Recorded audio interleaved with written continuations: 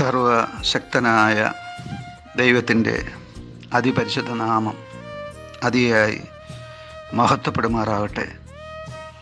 നിങ്ങൾ ശ്രവിക്കുന്നത് Jesus voice message. എല്ലാ ദൈവമക്കൾക്കും കർത്താവായ യേശുക്രിസ്തു നാമത്തിൽ സ്വാഗതവും സ്നേഹവന്ദനവും അറിയിച്ചുകൊണ്ട് ഒരു വചനം പ്രാർത്ഥനയോടെ നമുക്ക് ധ്യാനിക്കാം.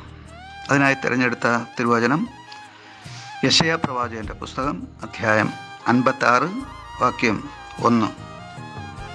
യഹോവ ഇപ്രകാരം അരുളിച്ചെയ്യുന്നു: എൻ്റെ രക്ഷ വരുവാനും എൻ്റെ നീതി വെളിപ്പെടുവാനും അടുത്തിരിക്കയാൽ ന്യായം പ്രമാണിച്ച് നീതി പ്രവർത്തിപ്പിൻ. കർത്താവിൽ പ്രിയരെ, ഇന്ന് നമുക്ക് രക്ഷ ലഭിക്കുവാൻ, അഥവാ നമ്മുടെ കരങ്ങളിൽ, നമ്മുടെ കുടുംബങ്ങളിൽ, നമ്മുടെ ജീവിതത്തിൻ്റെ എല്ലാ മേഖലകളിലും രക്ഷയുടെ ആനന്ദം വരുവാൻ, ഒപ്പം നമുക്ക് ദൈവിക നീതി ലഭിക്കുവാൻ നാം ചെയ്യേണ്ട ഒരു കടമയാണ് യെശയ്യാ പ്രവാചകൻ പ്രവചിച്ചിരിക്കുന്നത്. ഇവിടെ പ്രവാചകൻ ശുശ്രൂഷ ചെയ്യുന്ന ആ കാലഘട്ടം ദൈവത്തെ തള്ളിക്കളഞ്ഞ, നീതിയെ തള്ളിക്കളഞ്ഞ, ന്യായം തള്ളിക്കളഞ്ഞ ഒരു ഇരുണ്ട കാലഘട്ടമായിരുന്നു. അതുകൊണ്ട് തന്നെ ദൈവം പ്രവാചകനെ അയച്ച് ഇസ്രായേൽ ജനത്തിനും അതുപോലെ യഹൂദ്യ ജനത്തിനും നഷ്ടപ്പെട്ട രക്ഷ കൈവരുവാനും അവരുടെ മധ്യേ ദൈവിക നീതി വെളിപ്പെടുവാനും അവർ ചെയ്യേണ്ട ഒരു കടമയാണ് അരുളപ്പാടായി പ്രവാചകൻ വഴി നൽകുന്നത്.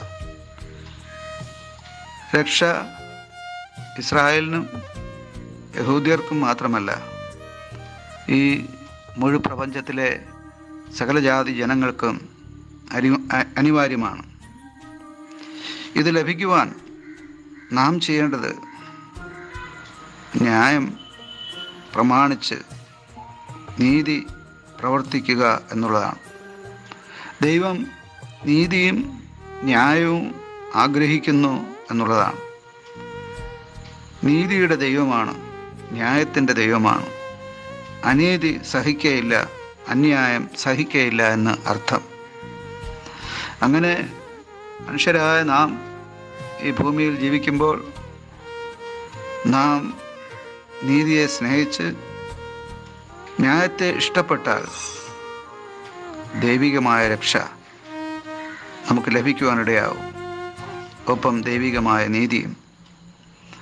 ആ ദൈവികമായ നീതി 1 കൊരിന്ത്യർ 1 അവസാന വാക്യപ്രകാരം യേശുവാണ്, ലോകരക്ഷകനാണ്, നല്ല ഇടയനാണ്, ദൈവിക നീതിയായി നമുക്ക് ലഭിക്കാൻ പോകുന്നത്.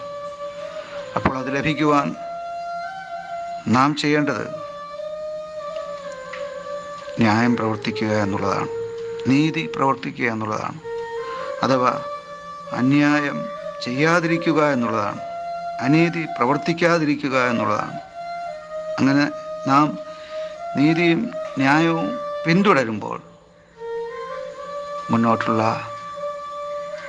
ജീവിത പ്രയാണത്തിൽ നമുക്ക് ദൈവിക രക്ഷ വരുവാൻ ഇടയാകും, ദൈവിക നീതി ലഭിക്കുവാനിടയാകും.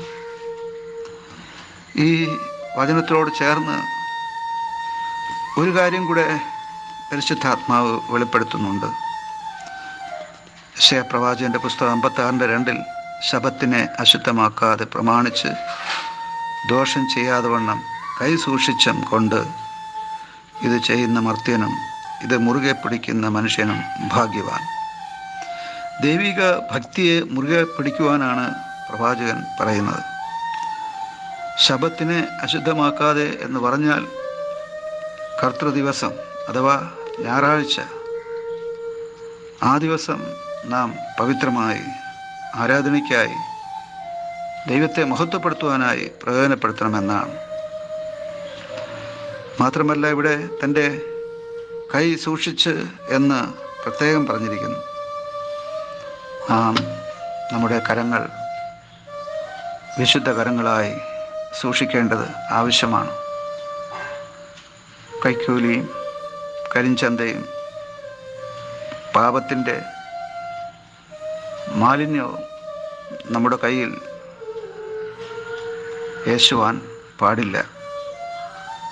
ഇങ്ങനെ ദൈവഭക്തിയിൽ ജീവിക്കുന്ന ഒരു മനുഷ്യന് രക്ഷയും ദൈവിക നീതിയും ലഭ്യമാണ്.